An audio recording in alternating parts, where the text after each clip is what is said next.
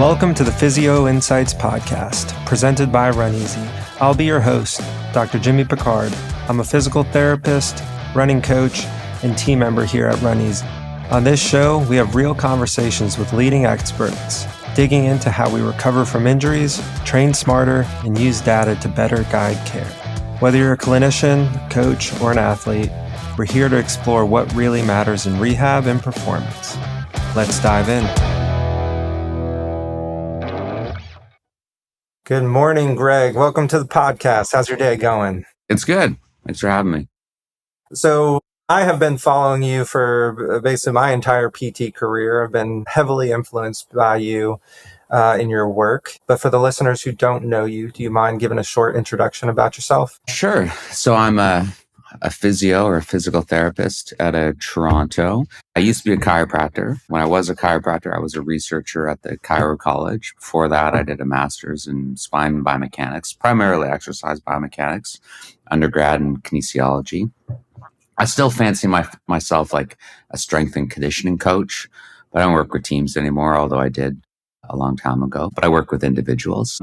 I still see patients in Toronto, and I would probably call myself like a clinical educator with 2 courses and then mentoring and all that stuff. Same things that everyone else does. Nothing special. But you're still practicing and you're teaching regularly. You have 2 online courses. And yeah, off air we were talking about your course of Reconciling Pain Science with Biomechanics was one of the first courses I took probably 10 years ago. And I think that course is 10 years old right now. Is that right? Yeah. So pretty incredible. And I remember back then I was a new grad. I had quickly become disillusioned with some of the PT world stuff, with some of the early mentors I had trying to help me isolate segments for manipulation and things like this, and just kind of quickly feeling like either I just completely sucked or there was something like wrong with this model. And when I saw your course 10 years ago, Reconciling Pain Science with Biomechanics, I was really intrigued. Can you tell me a little bit about what prompted you to start that course? I had been teaching for forever, like since I was in my master's, and I was teaching at the chiropractic college when I was, 24 or whatever after my master's. And so I always liked to teach. And then I always thought that I think I had a pretty fresh take. You mentioned about motion palpation and finding little things that aren't moving in the spine. My master's was in chiropractic manipulation, right? And we were writing about that stuff back in the 90s and saying motion palpation is invalid. You can't do it. There's no such, joints don't go out of alignment. So we knew that stuff then. And I just took it for granted. And then I would get into discussions online, and I was always surprised at the ideas that people had about the body. And I'm like, this is completely not, I don't even want to say outdated, because outdated always implies like once it was accepted and like had proof. I always say like these things were accepted way too readily and never should have been. And so I was pretty outspoken. And then people would say, well, what do we do then, Greg? And I was like, okay, fine. I'll like, instead of just complaining about all these things and critiquing, I'll show another model of care. And to be honest, I think I'm in the past 10 years, when I look on Instagram, I see that model as being accepted. And it almost seems the standard now, not the standard, sorry, but like it's popular. Yeah, it makes me wonder. Well, so let's say like 10, 15 years ago when I was a new grad or in school, it did seem like it was like very polarized. It was either like very biomechanical or you're diving deep into like the pain science world and educating patients that way. Yeah. And I never liked that. And that was the whole point. Like, and again, this is the thing, you see it in the pain science world. The people who were being into pain science realized you couldn't just throw a whole book at people. You need simple messages that resonate. Biomechanics and physiology is still important, or biology is important. And that's what we always taught, that like they interact together, and simple interventions go a long way. And you can treat the whole person with this type of approach. Yeah. So the title of your course being Reconciling Pain Science and Biomechanics. Sorry.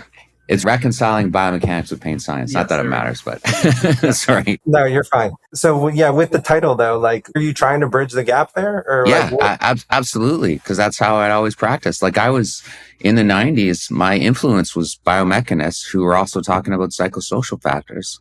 in 1997. That's crazy. That's so long ago. I wrote a paper in an master's ergonomics class about central sensitization. I have a paper published in the year 2000 that talks about central sensitization and spine manipulation. So we knew this stuff back then. It was never meant to be siloed.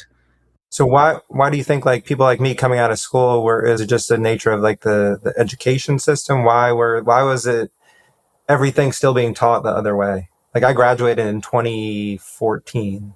So the manual therapy thing has always angered me, because now you have people, this is now I'm being a curmudgeon here. You have people who are like calling this new modern manual therapy. They call it modern manual therapy, and they're sort of leading the charge about, manual therapy is still helpful.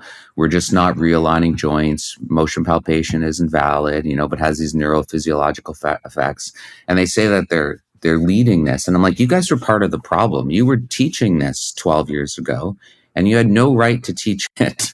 Yeah. You were out of date back then and you shouldn't have been doing it. And now I get angry because now they're acting like they're the leaders. Like we knew this 20 years ago, all these things. So I think what happens with you is like you get frustrated because you have well-intentioned teachers teaching this stuff, or not all of them well-intentioned, but many of them. And then you get disillusioned and pissed off. So you look for something that's a reaction to it. And people, of course, some people go too far. Yeah. So I definitely feel like I swung very far. Do you feel like it was more balanced back like 10 years ago, or were people swinging way far to this? That's really hard to say. Like, I think profession wise, there hadn't been a massive swing to or explain pain or anything like that, whatever we call it. But individuals certainly did. So they didn't know what to do with their biomechanical approach. Yeah. So, my whole thing was, no, don't get rid of it. Just reframe it. Yeah. And so I know you have a whole course on this, but like, what's the crux of that course? How do we reframe that? And how do we kind of bridge the gap between the two? It's finding common threads. This is my favorite thing to do. I can't remember if we did this 10 years ago as an exercise, but like, I think you can look at people like leaders or popular people in the profession who come from different backgrounds, like say Shirley Sarman in the kinesiopathological model, or Mulligan, or Stu McGill, or Peter O'Sullivan.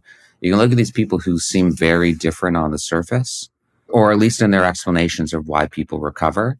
And then my joke is put them all on mute. Don't let them speak. Watch what they do mechanically, and you'll see how that many of them are doing the same thing. And maybe that was a little insecurity of my part by feeling judged because I was young, I lacked the confidence. And I felt like sometimes with those clinicians who are giving fancy biomechanical explanations for why they're having pain, it sounds very scientific, and it sounds like, Yeah, you still see it now. It's like we talked about people having a false precision, and that's the idea. Like no one, like people say to me, they'll get upset to me because they'll say a lot of your clinical tests, you're just doing them and they're not really informing your practice, right? You're going to end up doing a lot of the same things anyway. Or the tests on foot strength or calf strength, you're still going to give a calf raise. And then people are like, oh, make sure you get the foot intrinsics as well. And I'm like, well, if you do a calf raise, you're going to get the foot intrinsics. Yeah. All right. So can we pause for a second? And can you explain like what false precision means? So what people really hate in our profession is this idea of giving recipes. I don't just give recipes. I'm science-based or evidence-based. You can't just give a recipe to everyone. And then I swear, if you went and looked at their clinic notes, you're going to see a lot of the same exercises. And the irony with giving recipes is all of the research we have, they test recipes. Yeah, it's funny. I was thinking, when you said that, I was just thinking, of course. Look at all the Achilles tendinopathy research. It's a recipe, right? And So there's tailoring in there, but people hate that. People want to think, no, I'm going to find the one dysfunction. I'm going to find some weakness. I'm going to find some muscle that's overactive or underactive, right? And then I'm going to tune it to the person, right? It's very biomechanical. And my whole thing, if you remember in the course, is like, if you just treat comprehensively, which is a common theme amongst even the kinesiopathological model when they're trying to correct movement patterns, if you look at it, they're just treating comprehensively. And that means if the knee hurts, what do? You do some sort of strength training at the knee, or you back off, and then you end up loading it in the future. And then you train at the foot and the ankle and and the hip. That's what they all do. Yeah. And so, but some people are like, oh, make sure you find a weakness in the glute med. I'm like, no, you could just train the hips as well because the sport demands it. You don't need to find these things. So we have this false precision, or we think we're choosing an exercise that's like targeting the flexor hallucis longus or some little muscle in the foot. And we're shifting the stress to the soleus. But if you know the biomechanics, you know that you're really not doing that either. All right. So false precision is you're just finding it more as like that we think we can uncover some meaningful tiny little flaw that we need to address with, and if we don't address them, they're not going to get better. And instead, the alternative would be to, I think you call it like the belt and suspenders model. It's like cover all our bases, do everything. That's right. And then people say to me, well, Greg, you're not tailoring it. I'm like, are you kidding me? I'm just not.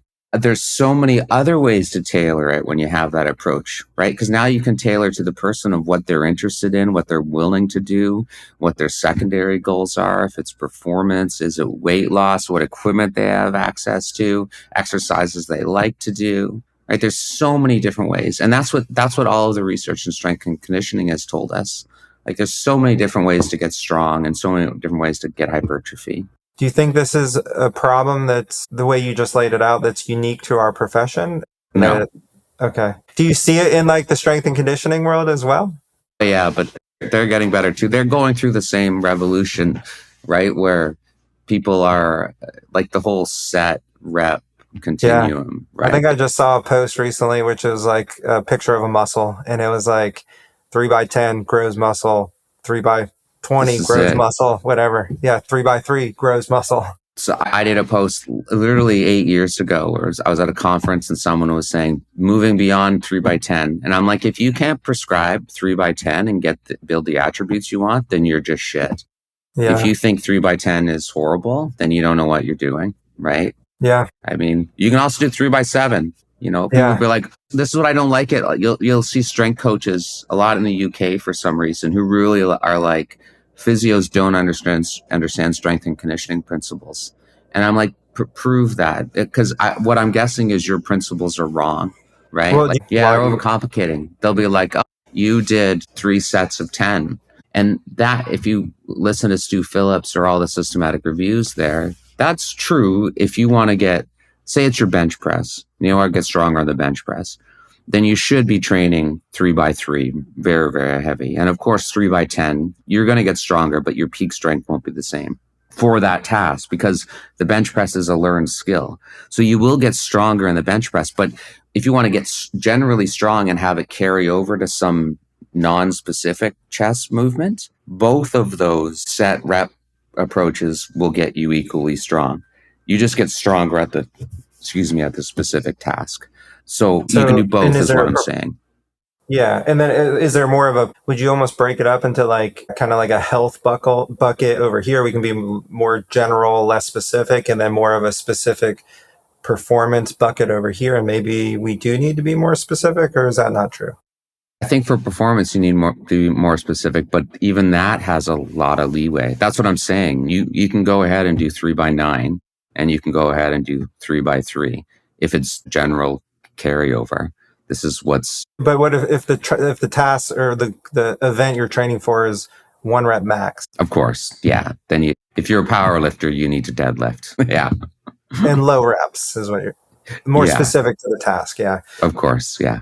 So are there other areas within our profession that you see this false precision being prevalent and problematic? I mean, well, it's a lot of there's a push now, which is funny. There's a lot of strength testing out there with quantifying it, which is weird. Because again, my master's was in the 90s and we did a ton of that then. I had all that equipment in my first clinic, and now now it's more accessible. You can buy a dynamometer for a couple $100, right? Yeah, I had a BTE system. And what do you see the problem is there? Just the problem would be it's not inherently a problem. I don't want to say it's bad. It's just I don't like it sometimes when, just like you had with your clinicians saying, oh, if you can't motion palpate this, don't worry, you'll get it 5 years from now. You just got to keep practicing. And then it's really important. It's the elevating it as being superior when it's not. You can absolutely do strength testing or force testing. And I like it for just gamifying it, and it's fun and people can see that stuff. But you can also, people be like, oh, how do you know they're getting stronger? I'm like, are you serious? Because you just bench pressed more weight. Like, what the fuck? So it is a bit weird, but it doesn't tell you what to address. Sure. That's the thing. Like, I had this debate online where someone's like, oh, they have a foot issue.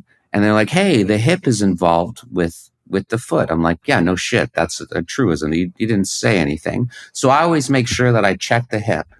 And I'm like, what are you checking the hip for? Range of motion or strength? I'm like, so the assumption there is that if you have a foot issue, in order to benefit from doing hip training or hip mobility training, you have to be weak in the hip or have a tightness or restriction in the hip. And I would say that's a false sense of precision. You're making an assumption of what mediates recovery, and you can't, right? Just because, like, you could still benefit from a hip exercise even if your hips were symmetrically strong or had symmetrical motion, or relative to some absolute value of strength or mobility, they were at the norm. That's the false sense of precision.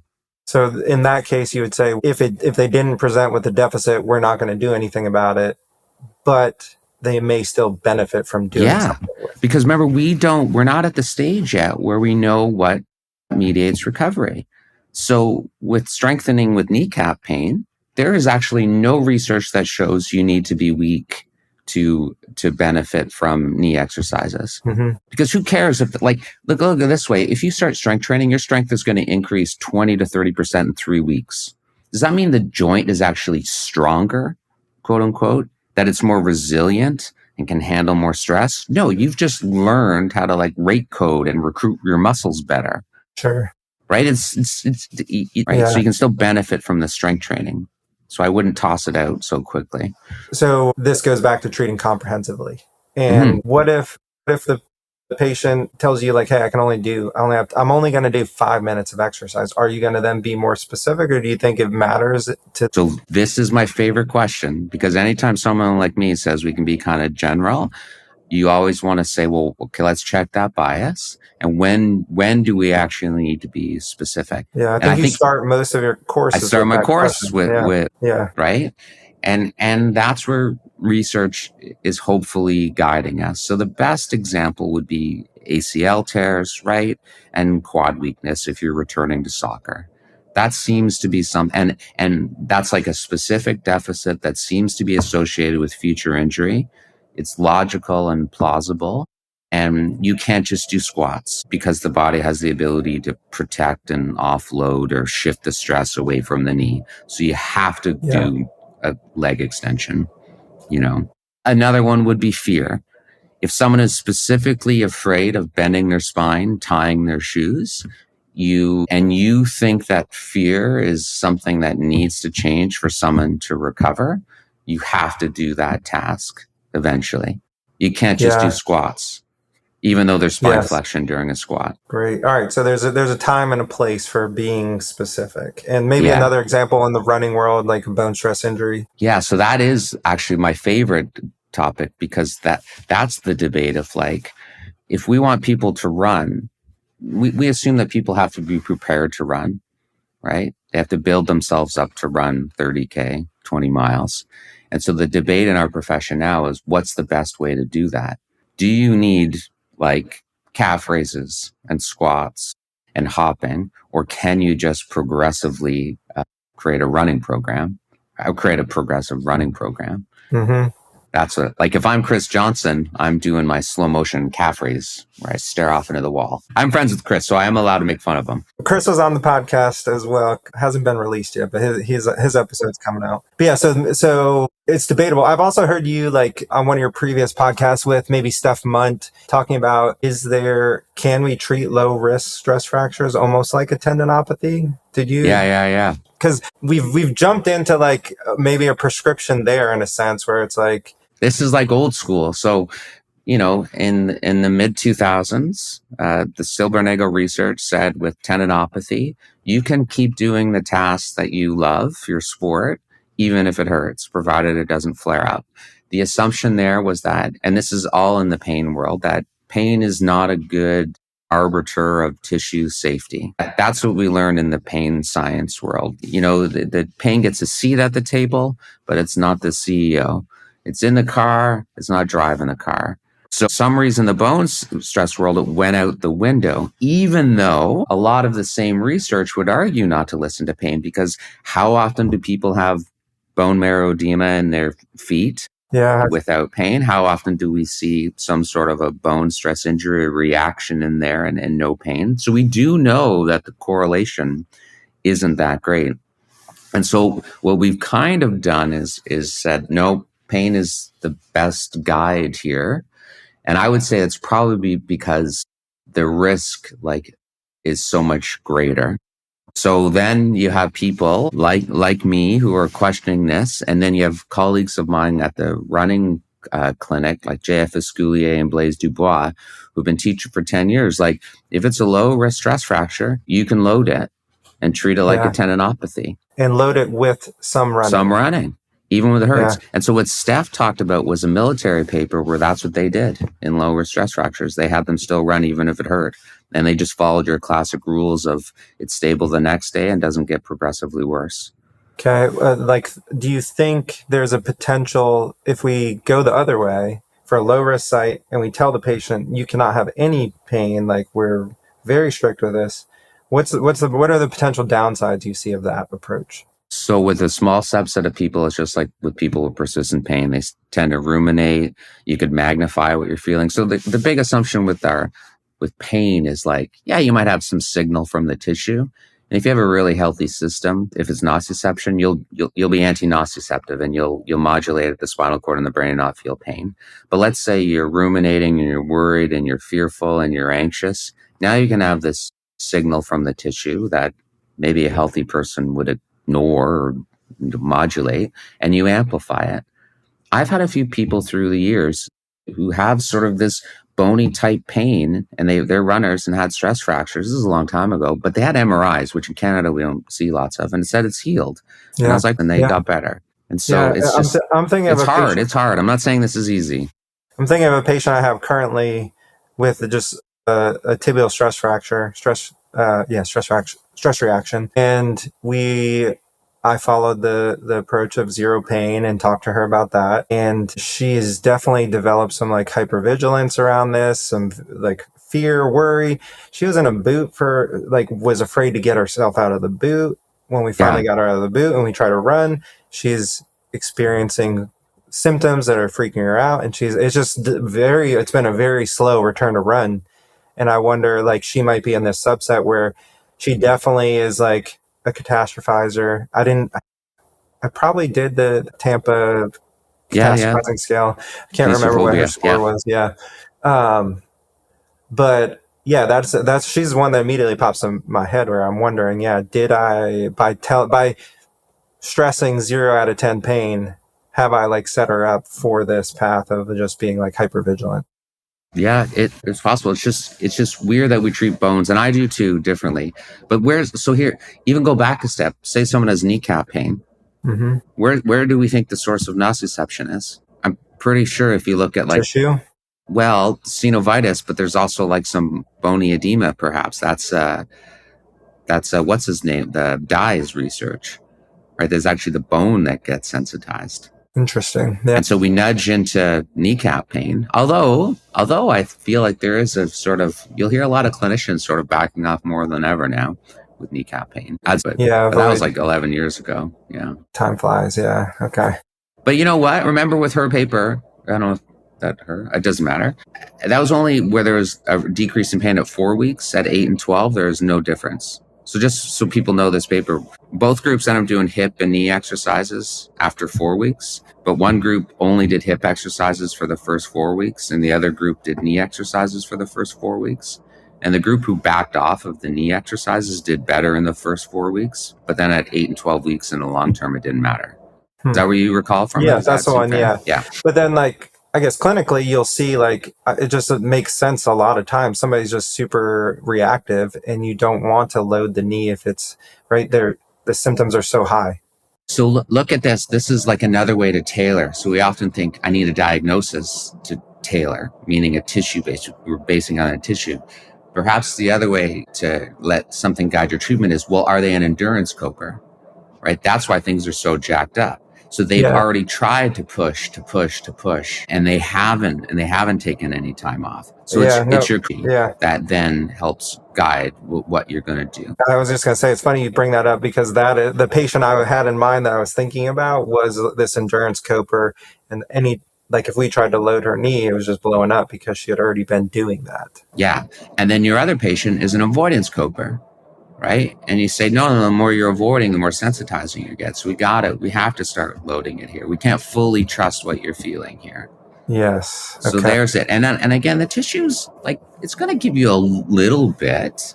I don't want to say it's totally irrelevant, but this is another idea of people getting mad at me because they'll misrepresent what I say when diagnosis. I'll say diagnosis doesn't matter that much. And I'd say for the vast majority of things, it doesn't, provided they're safe. Yeah, that's what a diagnosis. I believe that a proper diagnosis is the tissue. Like telling someone they're spinal flexion intolerant is not a diagnosis. That's bullshit. No shit. It's like you could have knee pain and be like, oh, I'm knee flexion intolerant. Sure. Yeah, that's not a diagnosis. But I still you want to know the serious stuff. So like with knee pain, I don't know if I did this in the course, but I don't do this anymore. I would say, like, say you're in the multiverse and you have a 40-year-old who plays volleyball or whatever, and she has different doppelgangers. If she has kneecap pain, if she has IT band pain, if she has early knee OA or something, even patellar tendinopathy, you're not going to treat her much differently in terms of her rehab and playing her sport and all that stuff. All right. So in those cases, you feel like, do we need to load the IT band differently than we do the patella tendon? Like, does the exercise prescription look a little different? So how I like to practice is I like local load and distal load around it. So I believe in treating IT band pain like a tendon. So I like to load it up very heavy with hip abduction exercises. But so maybe there'd be like a slight bias toward that local loading. That's my bias, is to try to be tissue specific. Sure. Even though I know the research isn't strongly supportive of it. Yeah. I still can't say it isn't, so I do it. So in that case, like, my bias, and I've been heavily influenced by people like you, but is to basically start with something more local so that they feel like we're doing something to address the problem, but try to transition their PT to what looks like a strength training program with double leg movement, single leg movement, and whatever the injury is. That's belt and suspenders. That's comprehensive capacity. That's treating above and below, and at the local and regional, and then global, which is running or whatever it happens to be, or volleyball. Sure. Yeah. I'd like to take a moment to thank our sponsor, RunEasy. RunEasy is a running and jumping analysis tool that helps provide objective data on things like impact loading, dynamic stability, and symmetry. I've been using it in the clinic for the past 3 years, and I love how easy it is to add to my evaluations.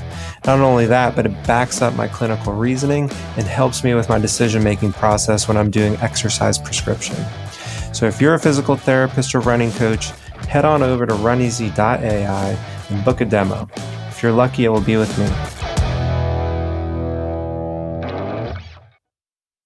The way that you're describing practicing and that I just did, there's like a lot of acceptance to a lot of uncertainty. How do you feel like we as a profession handle uncertainty? Not well, like consciously, but I think subconsciously we do it okay. We end up, because the way I elaborate. So here's the idea, like Achilles tendinopathy, I would argue, I think I give exercises that try to increase the stiffness of the Achilles tendon. That's what I do.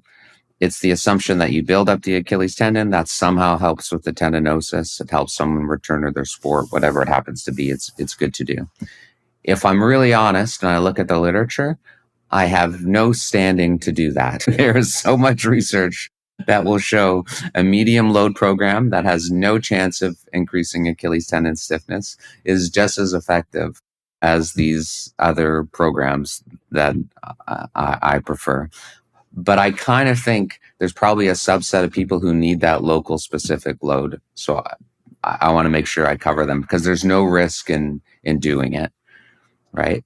And then I believe the hip and the knee should also be trained around it. So I do that as well, totally acknowledging the vast majority of people probably don't need that either. They just need to get back to their sport and things will sort it out. But there might be a small subset who need it. Sure. Okay. So that's how we handle it. We just, if it's not harmful and it has secondary benefits, we treat comprehensively. And that's how we deal with uncertainty. Yeah.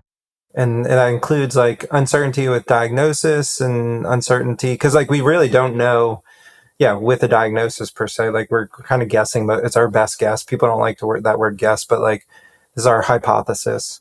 And then we're also unsure with like how this individual is going to respond to what we give them.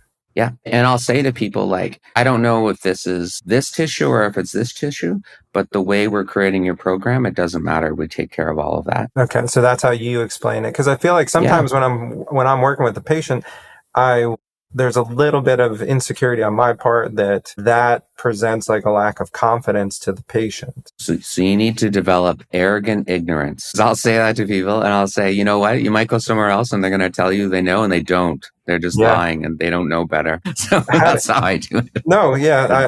You get certain subsets of clinicians who, very specific. I'm thinking of even like dry needling and things like this. Yeah, false precision. And at times especially in the running world where runners want a fix, they want a quick fix, and they often put up a little fight about, hey, I don't have time to do exercise. I just want you to do something. I think this has been like my battle as a PT is like navigating that.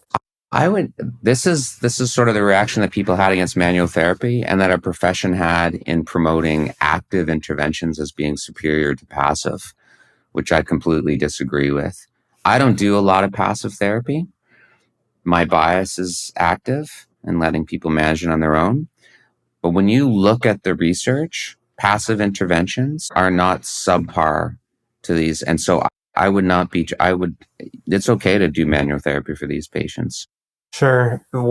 If I had to nail you down for like, is there a negative component to, or could there be a potential? Of course, but it's all in your narrative. That's what I always worked in manual therapy clinics, which was a ton of, they're all chiros and physios that did that, long sessions.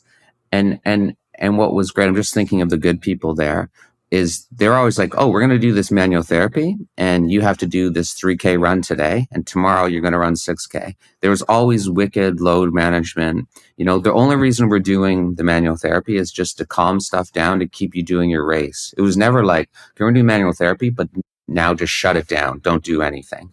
It was always and also the explanation the explanation you can potentially tell the patient goes whatever way you want to take it about what you're doing. Yeah. And the way you just described it, like you weren't telling them you're releasing this or you're correcting that, or.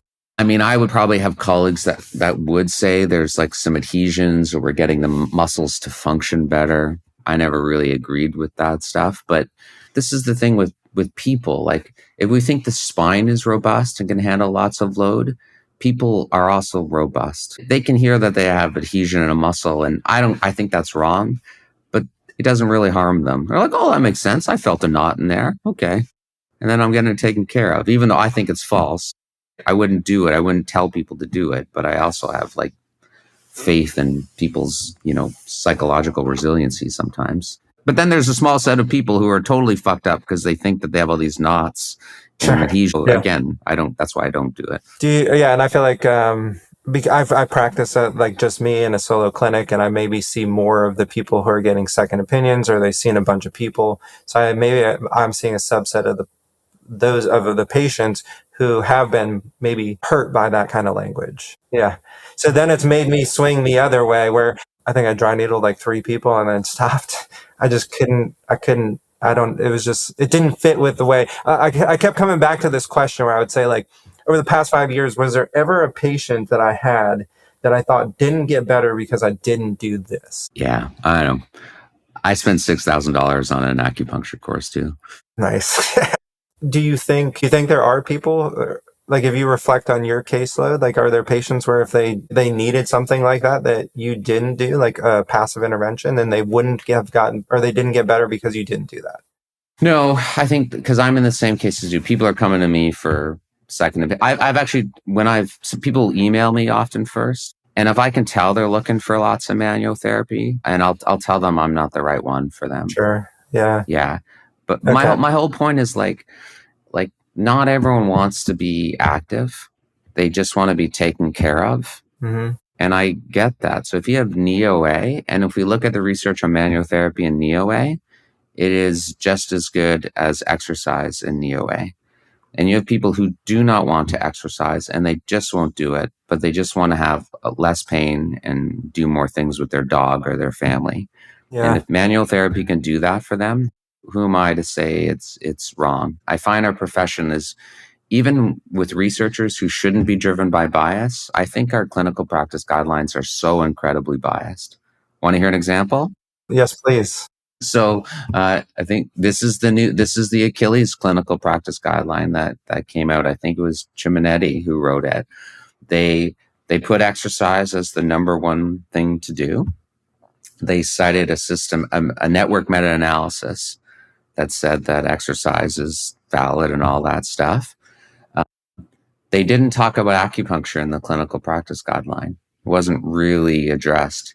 Yet the same network meta-analysis that they cited, showing how great exercise was, also said that acupuncture was very high ranking as well. So they just kind of chose like what to discuss. So, all right. So very then, leading. So it sounds like if 10 years ago, what do you think that paper would have done with that? Same thing. It would have biased exercise. I think, and I feel like he was probably hurting cats because you could see, like I would see the author list. There's like 10 of them. You can almost tell who wrote which sections because they want to get their bias in there. Sure. Is that just natural human tendency to be biased, or what do you think that is there?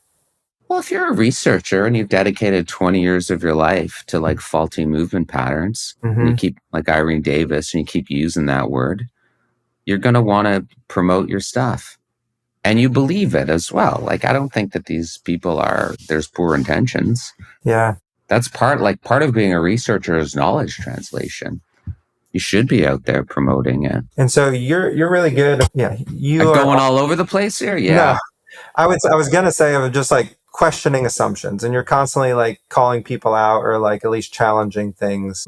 Recently, you put the one on like Achilles load, or I think it was Achilles load, like different tasks, like how much do we need to be this specific? Why do you challenge people like that? I challenge myself first. I want to know what I know and why I know it. And so if you notice with my engagement online, I'm not really arguing with people who are super dissimilar to me. Yeah.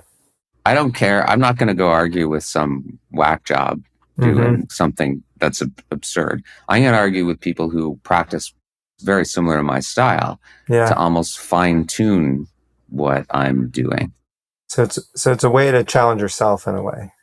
Yeah. So I think what you might have just seen, like my big thing is that people will be like, when someone runs, there's 5 to 8 times body weight on the Achilles tendon. Therefore, we have to choose exercises that have 5 to 8 times the body weight.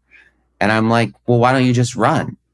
Like if running has that demand, the thing that should build them up, like, is running. But people will be like, you need to do this heavy calf loading, single leg, and then hopping. You need to do all these precursors before you can run. I'm like, this is illogical to me.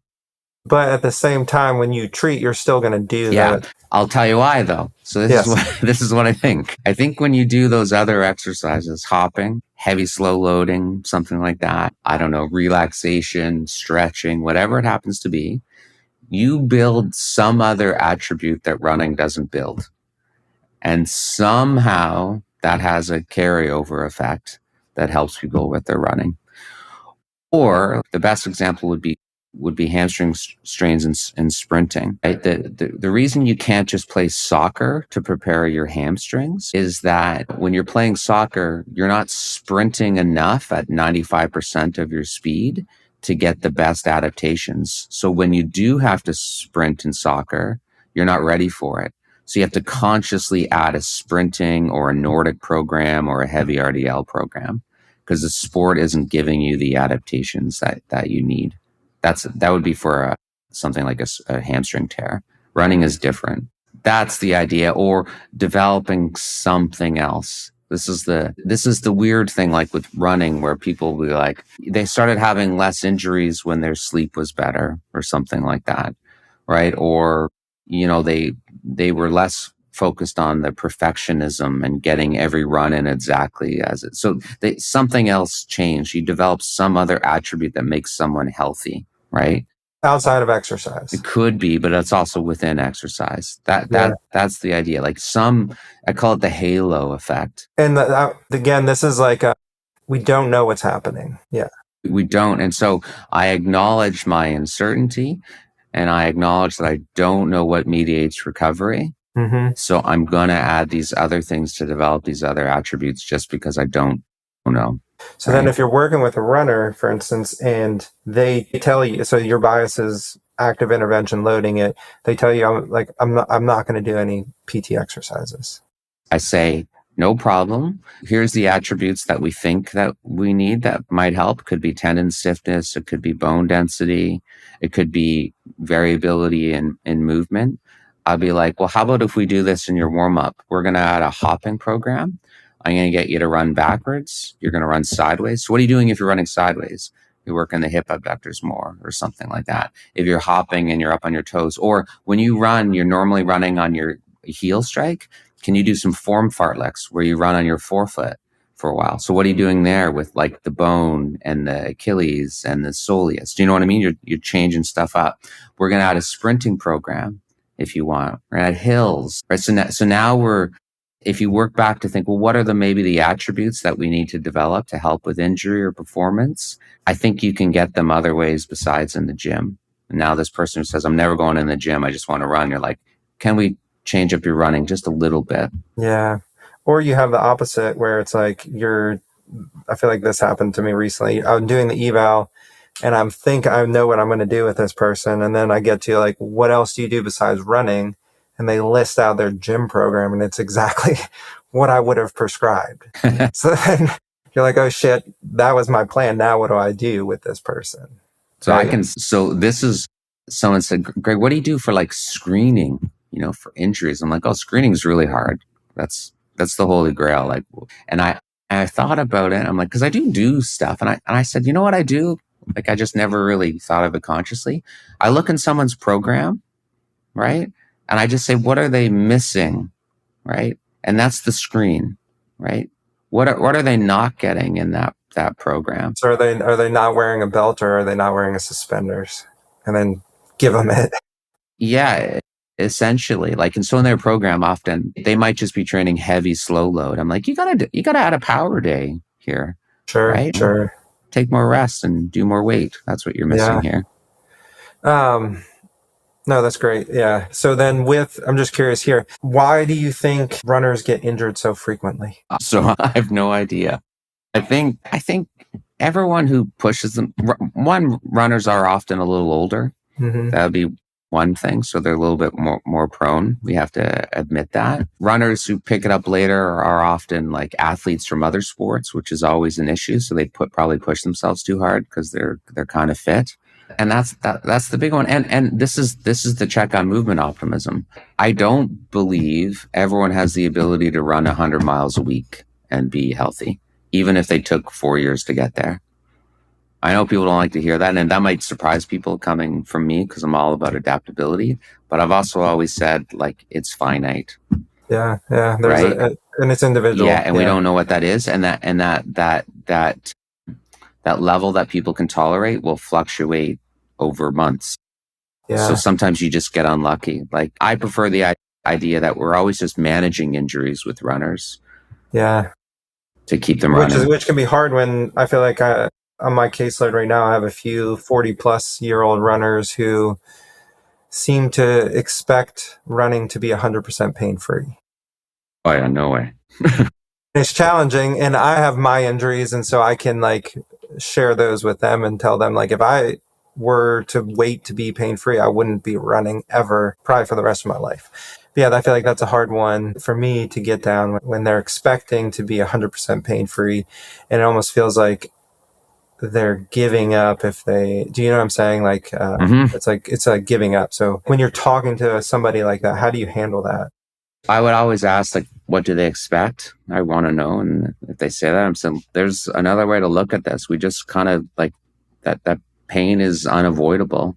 And I always kind of apologize because I say my profession has kind of messed people up because we've given this message that people should be pain-free. And that's really not true. It's like, I feel like I see a lot of people who seem to have trouble like evolving as they age and accepting it in a way. And it's like, they feel like they are giving up, and there's all this longevity talk and things like that. And I feel like it when I talk about it, that's my worry, that I feel like I'm telling them to like, oh, give up on that.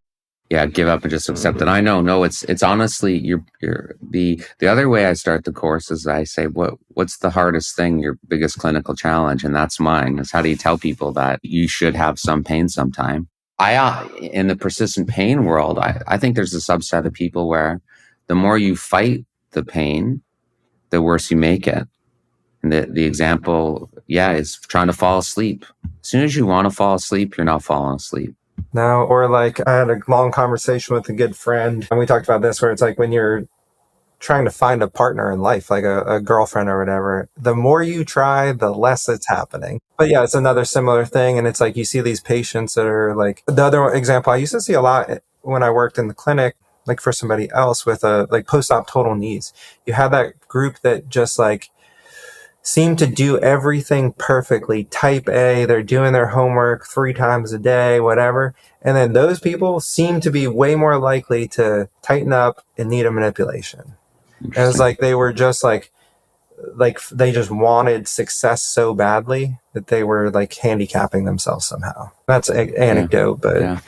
No, I've seen that stuff. So that's always a challenge with those people. And I think you can tell them that, but they need to like join a run club and start talking to people. And we need more examples of that. People need to know that it's okay to have these niggles. You're always going to work around them. Like, it's funny they brought that up. I was in bed last night. I couldn't sleep. I was lying on my stomach and my back hurt. And my back always hurts when I lie on my stomach for 25 years now. I don't think anything of it because it's always been like that. It never hurts any other time, just with back extension. And I'm like, someone who wasn't me, what would they think about this? Like, that this isn't normal? How many mattresses would they buy? I sleep with a body pillow. I go on my side, or I just lie on my stomach. I'm like, I don't care. My back hurts. It's no big deal. Yeah. It's like 4 out of 10. I can go up to 6. Yeah. But I've always had it. I just don't actually hear it right now. I can make it hurt right now if I really arch my back. And so you're saying, I don't care when you're not freaked out by it. And I have no suffering. It doesn't influence anything. Someone else might think, oh my God, I need to get this fixed. And then they focus on it and they do bird dogs and all this manual therapy work, and they spend thousands of dollars and they think they're better, but then they go to sleep one night and like, oh, there it is still. There's something really wrong there. Yeah, I think that may be back to that question about like, what's the biggest challenge as a clinician? It's like helping people accept some of these situations. And it's like almost, I consulted you for some hip OA I have, which is pretty severe. And for me, like that diagnosis was one that I couldn't fight. I just had to accept because there's structural changes there. And because of the concrete, how concrete that was, it's easy for me to accept and just adapt around it. But when the diagnosis is more vague, maybe it's like a lot harder to accept. For sure. Yeah, and it's a big challenge. Again, and related to yours, that was always my knock on the pain science. People will be like, you have hip OA. You can have hip OA and no pain at all. So this is all in your brain. And I'm like, that's bullshit. Like that. Yeah. That's not what the pain science says. Yeah. It says, sure, some people can have hip OA changes and no pain. But others, it's contributing to it, and it increases your chance of having it. And I swear, if you start blaming the brain there, you're going to make people sort of feel like, oh, okay, I can fix this. And then how frustrated do they get? That's why, so maybe initially they're very optimistic leaving the clinic, but then maybe you're setting them up for failure down the road because of that. Failure and frustration. Okay, how can we help you cope with this? Yeah. Okay, how can we help you cope with this? What are your goals? Yeah. So 2 things I want to end with is this concept of when we worked together, you had this idea of like, you called it going nuclear. Do you remember this? Yeah, kind of. And I don't know if you remember, but like the anxiety that provoked in me was huge because I'm your typical compulsive exerciser and you were like, got it. Yeah. That we had to be like, no, you can't even like do graded. You're not allowed to elliptical. You can't trust yourself. No, yeah. No, yeah, But it was that's so the like, nuclear but again, option. the anxiety that provoked, and it was extremely hard for me to do. But I like in hindsight, it was the only thing. If we go back to your model of like calm things down, build things up, this was the only way for me to actually calm it down was Yeah. to completely like eliminate it. And even now, because I have this structural change, like I from time to time I have to like tell myself I need to go back to this, like drop a bomb on it, go nuclear, shut it down, Yeah. let it calm down. So the other approach is the opposite for some people, Mm-hmm. where I like to tell people who are like really hesitant, we're slowly building their running or whatever it is they do. I'm like, you know what though? You're also allowed to go nuclear and just hammer it and Yeah. go and Oh, yeah. do a half marathon. Yes. You know, No, I've had somebody, yeah, recently where that was the exact approach, and I feel like you hear all these stories. I have one personally where in college training, like fast mile, I had a bunch of like Achilles pain, and I was just getting so frustrated with the pain. One day I was like, I am just going to go Yep. run as hard as I can and try to blow this thing up. And the next day it was gone. I know. I've Or heard. you see people like pre-surgery, they're going to get like this. I have another buddy, a hip surgery he was scheduled for. Last run, he did something like that. And then was like, woke up, was like, my hip feels great, canceled surgery, and it's been great. No, I know it. No, I've seen a ton of that. I was just telling a patient about that yesterday. When I was away in Norway once, and someone's like, "Yeah, I had a patient like that. 5 years of Achilles pain." He said, "Screw it," and it was only running like 5 to 10K. It was a real Yeah. thing, and then that Well, cured him. how do you explain this? Yeah. Which that's the hard part. But I think it sounds like the first step is like deciding where they fall on this spectrum of coping strategies. Yeah, Doing the opposite. yeah. That's the other rehab trick. Awesome. All right, Greg, I think that's a great place to put a pin in this. You have a bunch of resources online. You have your 2 courses that are both available online. I think are you still doing the thing where you allow it as a credit towards it? Yeah, I'm amazing. That's the best thing I do ever. Well, 2 shout outs for your course. Like I've taken both. I've taken your in-person one and I've taken both online courses, and the cost is very affordable, very reasonable. I feel like every PT should take these courses. Where can you find them? Yeah, just greglehman.ca. And what our deal is, because I want people to go in person. I like having discussions, obviously. And so when people buy the online course, if it's like the running's like $300 or something, or $297. If they buy that and any in-person running course in the future, that $300 can be used as a coupon toward the in-person cost. So it doesn't. And then if you do take the in-person course, you automatically get the online course as like a reference. All right. So there, and then you're on Instagram. Is it just at Greg Lehman? Yeah. Yeah. And then Twitter. I think you're pretty active on Twitter as well. Well, everybody go check out Greg. Thanks for joining us. And yeah, hope you have a great rest of your day. Great. Thanks. Thanks, everybody.